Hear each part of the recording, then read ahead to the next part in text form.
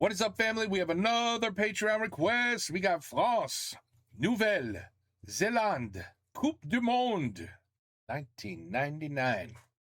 Le flashback. Le match face aux All Blacks. Seems like a very racist video. I hope it's not a racist video. I don't know what you all are talking about. All Blacks. All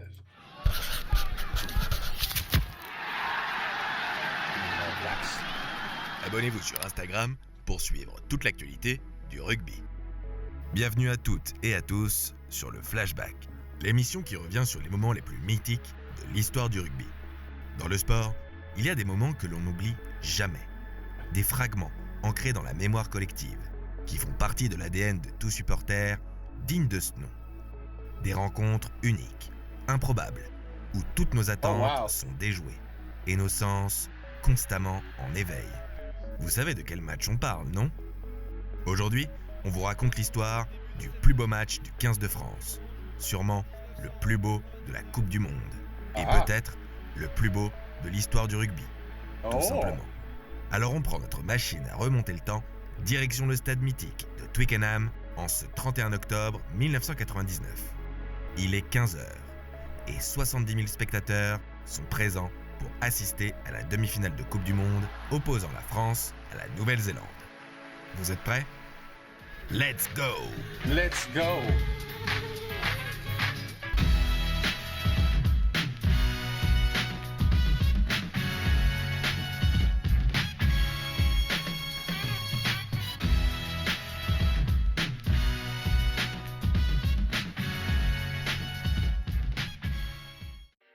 Rugby's crazy, just so y'all know. I mean, my opinion is rugby is one of the most insane things you could do to your body. And no helmets, no shoulder pads, no knee pads, no protection. Just no protection. And that's it. Basically, go play football with no helmets, no equipment, and just do your thing. And hopefully nobody dies. That's rugby. That's what rugby is to me. Avant de donner le coup d'envoi de ce match, revenons sur le parcours de la France dans cette compétition. Cette Coupe du Monde est l'aboutissement d'une année extrêmement compliquée pour le 15 français. Le tournoi des 5 nations se solde par une humiliante dernière place avec seulement une victoire face à l'Irlande d'un seul petit point. Les test matchs de l'été 99 n'arrangent rien et la France prend même une violente dérouillée contre les Blacks, 54-7. Heureusement, le tirage au sort des poules de cette Coupe du Monde 1999 est très favorable aux Bleus. Face au Canada, à la Namibie et aux Fidji, les experts et supporters voient déjà la France en quart de finale. Les Français se défont des Canadiens et des Namibiens logiquement, mais sans panache. L'accession en quart va donc se jouer contre les îles Fidji, également vainqueurs de leurs 2 premiers matchs. Les Fidjiens donnent du fil à retordre aux Français. Après 70 minutes de jeu, le 15 de France est mené de 4 points, 19-15. Le match est finalement remporté par les premières lignes. Après avoir fait refaire la mêlée 9 fois de suite et donné 2 cartons jaunes aux piliers fidjiens, l'arbitre, Patty O'Brien, accorde un essai de pénalité aux Français. L'issue du match est scellée et la France s'impose sur le score de 28-19. L'arbitrage sera très largement critiqué. What a comeback. Of course, refereeing is always criticized. In any sport, I promise you. C'est pas juste là. Par l'ensemble des observateurs. Pour beaucoup, la victoire a été volée aux Fidjiens. Mais le résultat est là. La France passe en quart de finale de la Coupe du Monde. Son futur adversaire sera le vainqueur du match Irlande-Argentine. Contre toute attente, les Pumas mangent le trèfle irlandais. 28-24 au coup de sifflet final. Le 15 de France retrouve cette invitée surprise le 24 octobre à Dublin. Ironie du sort. La France retrouve son jeu dans ce match. Le mouvement du ballon est fluide. Les courses dans le rythme et les passes s'enchaînent. L'essai de Philippe Bernassal à la 10e minute en est l'exemple parfait. Remise en jeu des 22 mètres par la maison, contrée par un Argentin. Récupération de Benazi qui transmet à Bernassal qui décale et passe à Olivier Magne. Le 3e ligne perce la défense argentine. Damn, man. I mean, come on. I mean, seriously. Wait a second. What are you guys doing? That's terrible defense. How do you have nobody on the edges? par la maison, Nobody is on the edges? contré par un Argentin. Récupération de Benazi qui transmet à Bernassal qui Hey, décale right here. Why? If you see this whole area, there is not a single soul. That's crazy. This shit, you know, whatever. et passe à Olivier Mann. Bye. Le troisième Adieu. ligne perce la défense Au revoir. argentine, transmet le Au revoir. ballon à Garbajosa qui le remet Oh, ça c'était. Never mind. Ça c'était incroyable là. immédiatement à son numéro 14 qui aplatit entre les poteaux. Les Français s'imposent Wow. 47-26 face à des Argentins vaillants mais trop justes. La France est en 47. C'est beaucoup ça, non? In rugby. demi-finale. Reste à savoir qui, de l'Écosse et de la Nouvelle-Zélande, sera son adversaire. Le parcours des All Blacks Ah, c'est ça les All Black. OK. est The gang. I got you. It's a gang. radicalement opposé à celui des Français. Ils ne laissent que très peu de chance à leurs adversaires de poule. 3 matchs, 3 victoires. Première démonstration face aux îles Tonga, 45-9 avec 5 essais au compteur.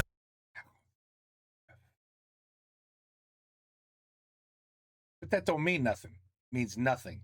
Until you meet a team that's equal to you. You know, a lot of people look at that and go, oh, la, la, ooh, they're great. They're amazing. They're going to beat everybody.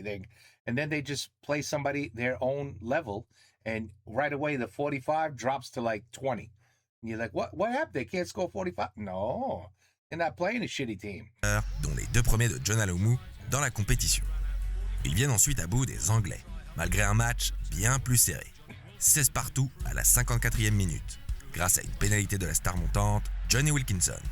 Mais 2 essais successifs de Lomu et Byron Keller mettent un terme aux espoirs anglais. Score final, 30-16. Pour leur dernier match de poule, les Kiwis affrontent l'Italie. La Nouvelle-Zélande met pour l'occasion une partie de ses titulaires au repos et préfère aligner des jeunes. Cela ne changera rien à l'issue de la rencontre. Les Italiens encaissent 50 points par mi-temps. Le tableau des scores Halftime 50. What? affiche 101 Oh man, that's embarrassing. Oh, that is oh my God. Well, I guess 47 wasn't a big score when I said 47, c'est beaucoup dans le rugby? I guess not. à 3 au coup de sifflet final. Les Blacks ne battent pourtant pas le record de points dans un match de Coupe du Monde. 145. Oh my Un record établi God. en 1995 contre le Japon par ces mêmes Néo-Zélandais. Oh my God. Et évidemment, Well, okay, I could see. La France, they had a lot to think about that they were going to play New Zealand. Je comprends. Oui. en quart de finale, les All Blacks font face aux Écossais. C'est un match à domicile pour le 15 du Chardon, qui reçoit les favoris de la compétition dans le stade mythique de Murrayfield à Édimbourg. Des dizaines de milliers de supporters sont venus acclamer leur équipe nationale malgré la pluie battante. Enfin bon, rien de bien surprenant en Écosse. La Nouvelle-Zélande, aucunement perturbée par les conditions météo, attaque fort dès le coup d'envoi. Après seulement 12 minutes de jeu, Tana Umaga vient aplatir le premier essai de son équipe. 3 petites minutes plus tard, le demi d'ouverture néo-zélandais élimine la majorité de l'équipe écossaise par une accélération fulgurante. Dans un timing parfait, il passe le ballon à son arrière Jeff Wilson qui termine le travail. La première mi-temps s'achève sur un deuxième essai Oh, du that was fantastique nice. Umaga That was beautiful. You see that? qui termine le travail. Look at this. We call that a touch pass over here. La première Look at this touch pass. mi-temps s'achève That's nice. sur un deuxième essai du fantastique Umaga après un magnifique enchaînement Wow. de passes. 25-3, l'entraîneur néo-zélandais réfléchit déjà à la demi-finale. En deuxième mi-temps, Lomu alourdit le score avec un essai tout en vitesse. 30-6. Wow. Les Écossais veulent sauver leur honneur. Ils marquent 2 essais dans le dernier quart d'heure de jeu. Un essai de Putney, puis un essai du numéro 14, Murray, qui permet d'admirer le jeu d'implication défensive de John Alomu. Les All Blacks s'imposent logiquement 30-18. Le dernier carré de cette Coupe du Monde est donc Not bad if you only score 30 on New Zealand. I guess that's good. validé.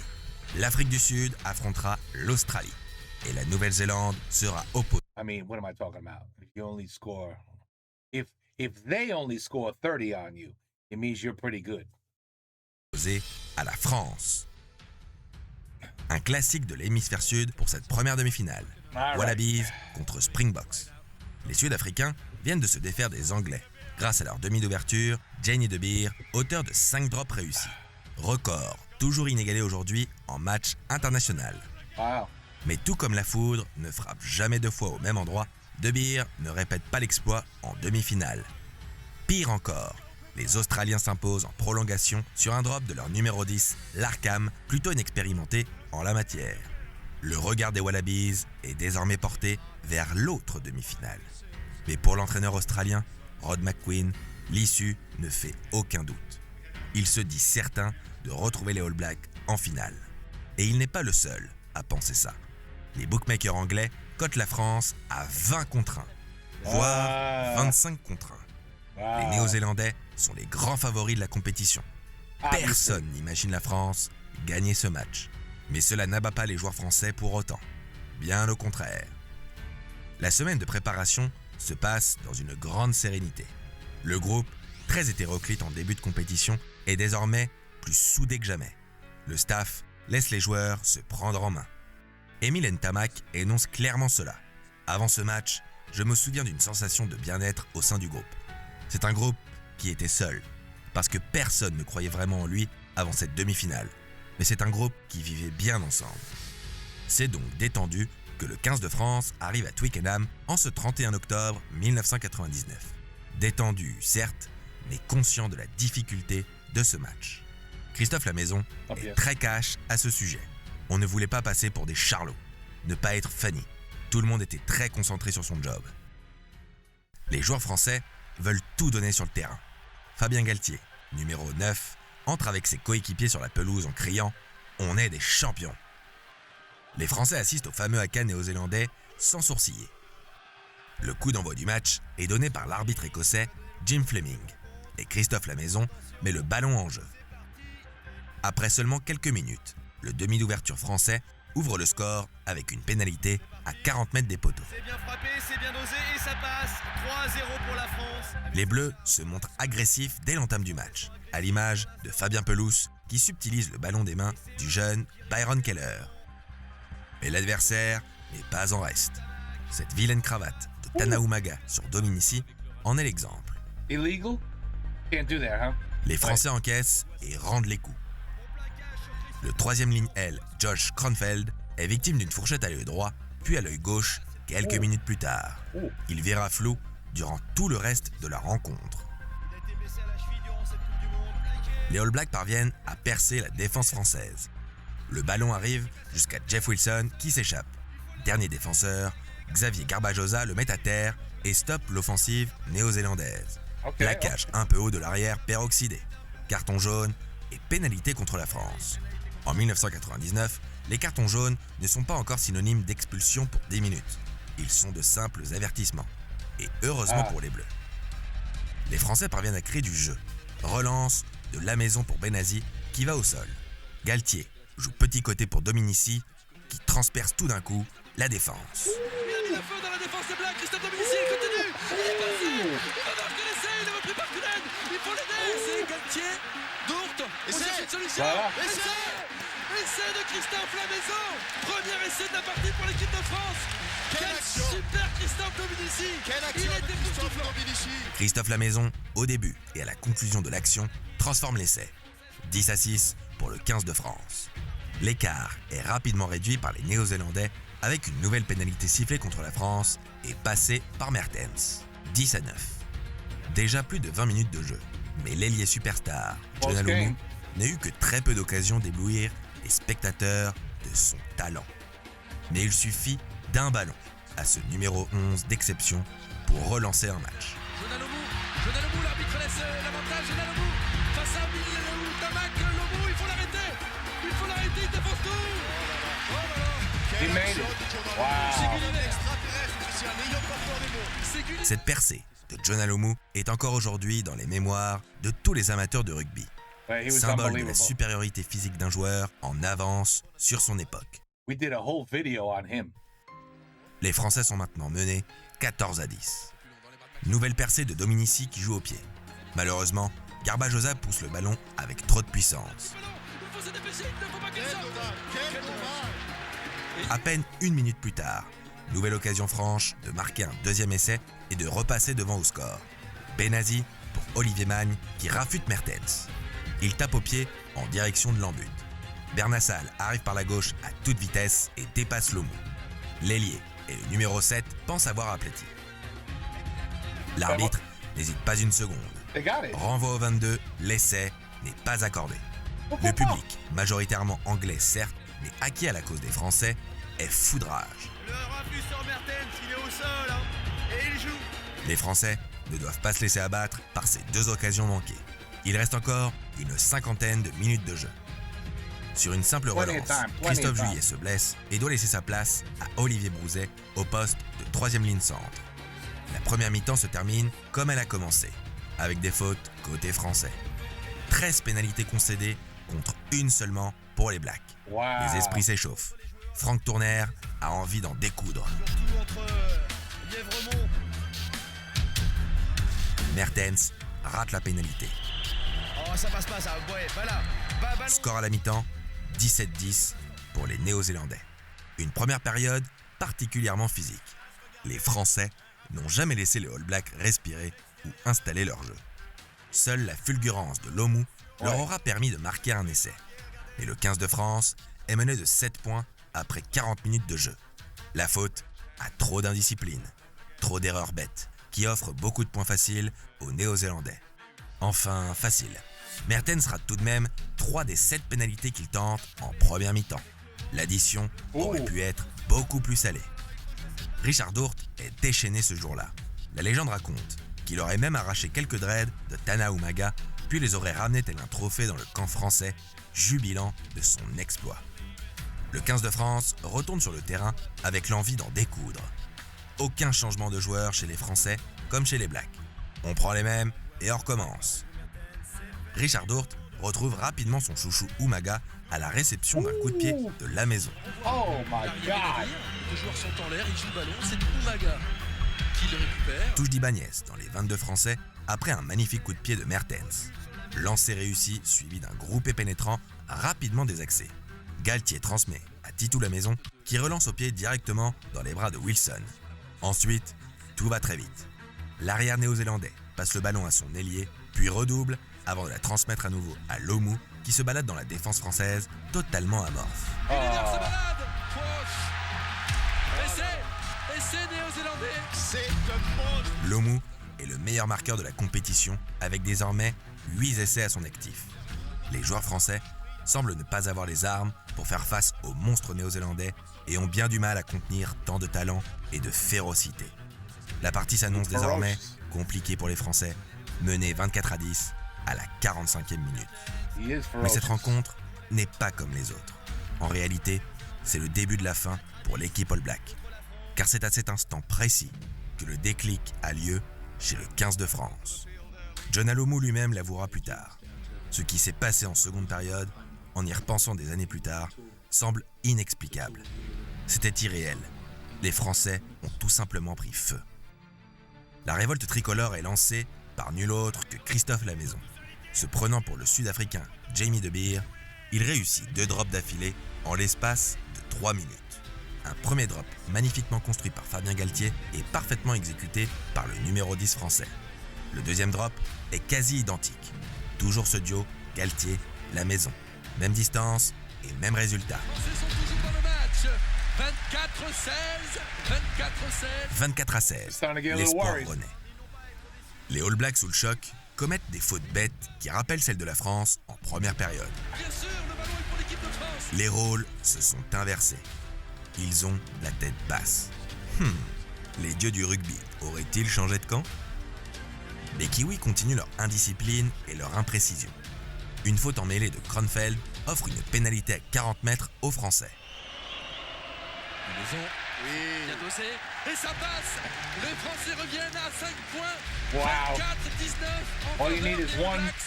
Quelques minutes plus tard, Goal. position de hors-jeu de 2 joueurs All Black et nouvelle pénalité pour la France. Oh. Les Néo-Zélandais doutent et se concertent. Titou Lamaison fait le vide et se prépare à tirer. C'est parti. They En got plein it. milieu des poteaux. 4 sur 4 pour l'ouvreur français. Les All Blacks ne mènent plus que de 2 petits points. 24 à 22. En moins de 10 minutes, les Français sont revenus à hauteur des Néo-Zélandais. Les joueurs de John Hart sont sonnés, décontenancés. Lors de leur première offensive, depuis la 45e minute, les Blacks perdent rapidement le ballon. C'est à ce moment-là que s'écrit une des plus belles pages du rugby français. Perdu. Ils ont perdu le ballon, il a récupéré au loin au fond. C'est bien fait. Bien joué. Christophe Dominici est parti. Christophe Dominici a pris le ballon. Il a passé. Landed right in his hands. A little bit of luck there. A little bit of luck with that bounce. Christophe Dominici, c'est un Wow. génie. Essai extraordinaire. Extraordinaire. Wow. Bien joué de la part de Fabien Galtier. Coup de pied dans la boîte, comme l'on dit. Look at that La bounce. rebond favorable et Christophe Oh. Dominici qui surgit. Que c'est bien fait. 27-24 pour la France, Bernard, on rêve. Galtier récupère le ballon gratté et tape au pied au-dessus de la défense néo-zélandaise. That was crazy. Un coup de pied ambitieux, mais le rebond est favorable à un Dominici qui surgit comme un diable. Mertens essaye de l'emmener au sol, mais rien n'y fait. Dominici part comme une balle en direction de l'en-but et vient aplatir entre les poteaux. Le public français exulte, tout comme le reste du stade qui n'a Dieu que pour le 15 de France désormais. Ils ont conscience d'assister à un match historique. Dominici a réussi l'impensable. Aussi par Fabien Galtier, très bien terminé par Christophe Dominici. Très opportuniste. Qui a encore une fois fait parler la poudre. Sa vitesse de course est extraordinaire. La maison transforme l'essai. Une simple formalité pour lui, impérial au pied depuis le début de la rencontre. Le tableau des scores affiche maintenant 29-24 pour l'équipe de France. 0-16. Christian, Oui, Patrick. je regardais Oh, tout à man. l'heure les yeux des Blacks Oui.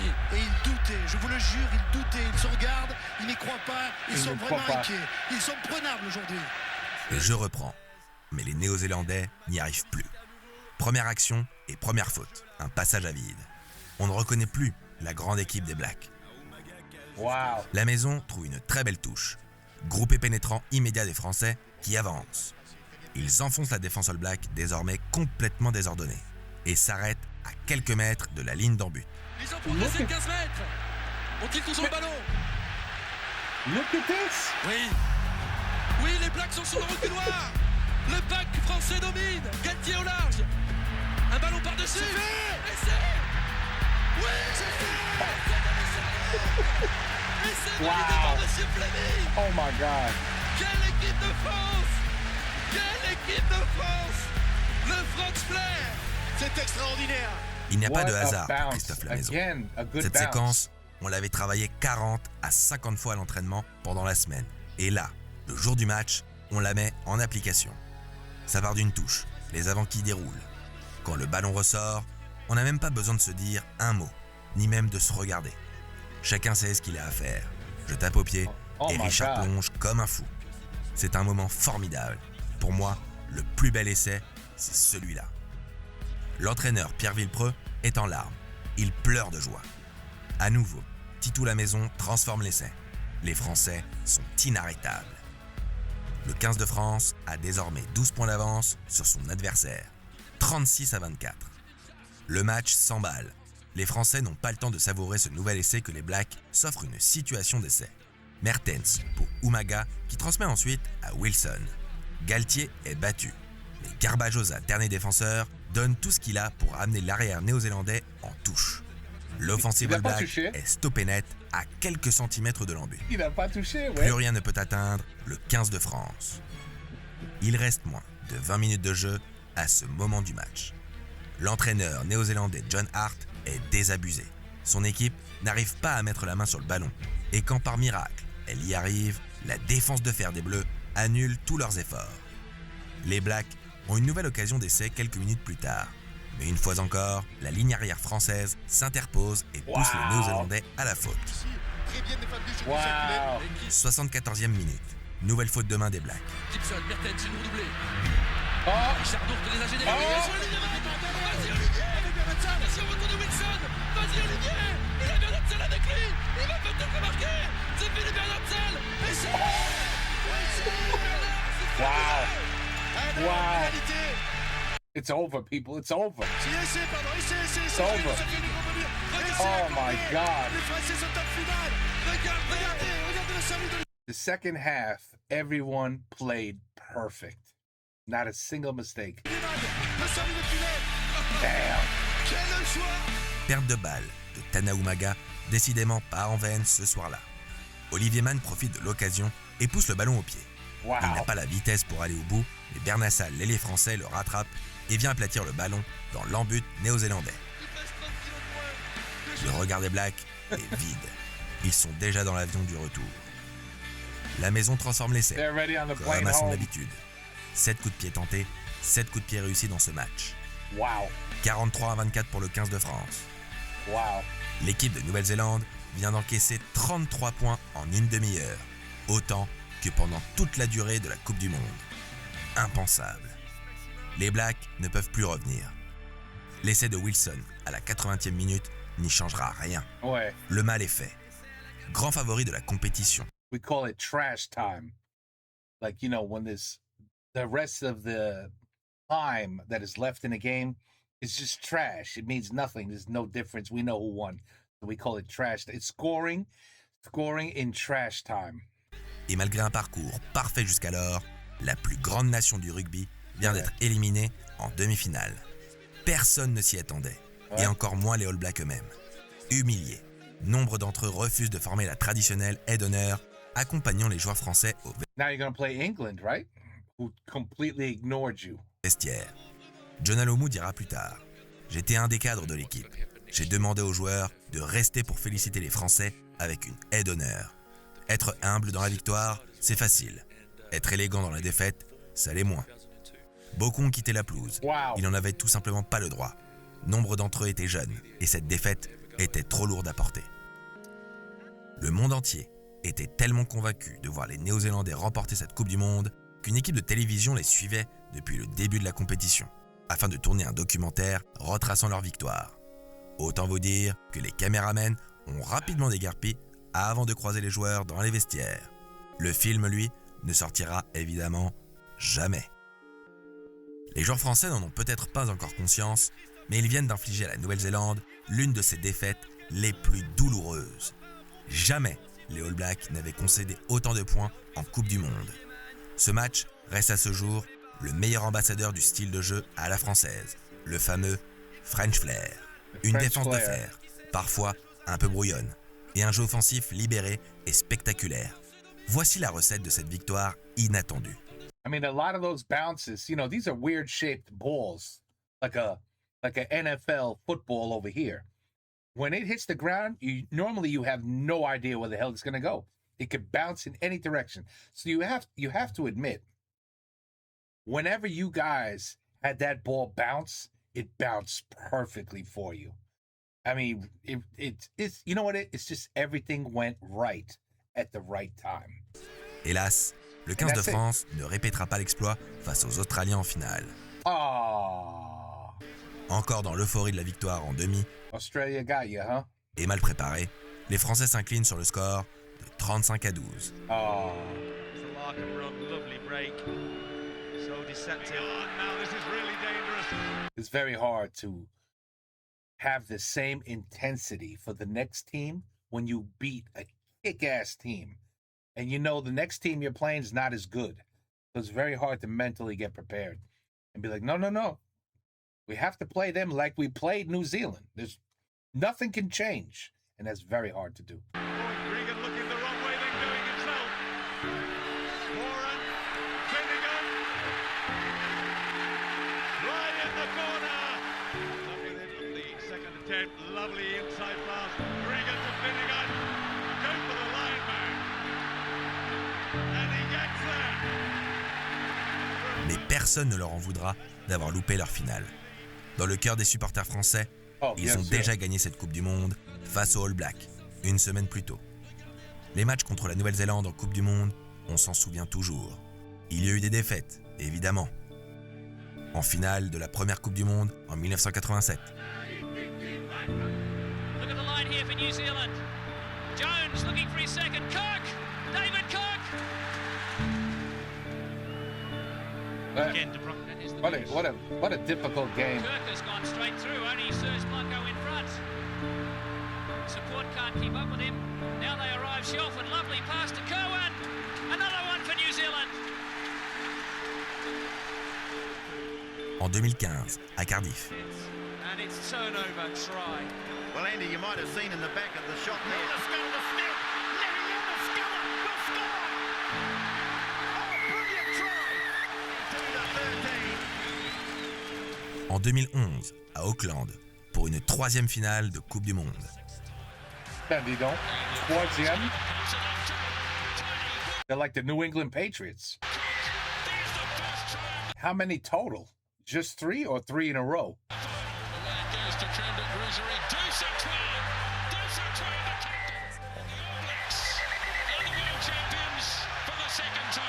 Mais aussi de véritables triomphes. On ne pourra jamais oublier ce quart de finale en 2007. Gabriel trying, using his pace. But it might have been a touch forward when he got away with it. Bichela, that pass Ooh, what a pass. It's a good pass. just going to run the ball off the bench into the stand. Finalement, la plus belle de ces victoires reste et restera sûrement ce match de 1999. Bien sûr. Le plus beau comeback de l'histoire de notre sport. Si c'était Good video. ça le French Flair, le refus de perdre, de s'avouer vaincu, un après-midi magique, comme hors du temps, dans le temple de Twickenham, David a battu Goliath. Et l'espace d'un instant, le monde entier chantait la Marseillaise. Great video. Woo! Damn. Look at that guy. See, that's what I'm talking about. I'm shocked you guys don't get killed in this sport. I'm literally surprised people don't die. That guy. Oh my goodness. Anyway. Wow. So you see, now I'm prepared. If somebody ever says to me, "Oh, do you know what the French flair is?" I'll say, "Hell yeah, I do. 1999, when you guys beat New Zealand." And the French guy would be like, "Holy shit, how did that American know that?" Because of you. That's how I know. I'll probably forget, though, because my brain is, the memory is. But anyway, I'll try to remember. But French flair, no, I don't see how I can forget that. I'll remember. Incroyable. Ce sport est incroyable. J'ai compris rien when you guys first introduced me to rugby. And the AFL also, I think is the other one. Is it the AFL? I have this feeling I'm saying that wrong. There's two versions, right? There's rugby and then there's another one, which is just as brutal, if not more brutal. Anyway, man, I don't remember now. There is anyway, tu vois? This is what I'm talking about with my memory. Anyway, excellent, good stuff. And yeah, these are, you know what this is? You know what this is? I just realized what this is. If I had to compare ça with what went on here, it would be when the New York Giants defeated the undefeated New England Patriots. There is not one soul in the world who said, "Oh yeah, the Giants, they have a good chance of winning this game." Nothing. It was a joke. It was like, "Oh, this is going to be such a boring Super Bowl. They're going to destroy the Giants. It's not even going to be fun." The only glimpse of hope was that they had played like a week or two before the Super Bowl, and the Giants put up like 30-plus points on them. So but they still lost. But they were like, I don't know, Giants were in that game, maybe. But other than that, no one gave them a chance in hell. No chance. And we win, and we won. We beat them. Except ours was a little better because ours was the final, not the semifinals, the final. So that was incredible because no one thought the Giants would win. And that's probably the same thing here. I mean, be honest to me. Be honest. Don't bullshit me.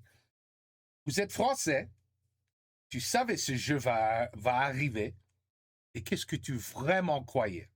Dans ta tête, tu croyais, on va les battre. On a une chance. We could beat New Zealand. Or were you thinking, oh, merde. Oh, New Zealand. Oh là là, ça va. On va pas gagner. Ils sont trop bons. Come on, be honest with me. That's what you thought, right? And then you're like, holy shit, we might have a chance here. And then you get excited, you start watching, and I know the feeling. Believe me, I know the feeling. Anyway, excellent video. And now I know who the All Blacks are. Australian. I mean, the New Zealand team. Because they have black uniform. Okay. Could have said, or the black uniform in the title or something. Just saying. And, all blacks. And, today everything's very Karenish. And you got to be careful how you use your words. Well, anyway, excellent video. Très bien. Et à la prochaine. Take care and peace out.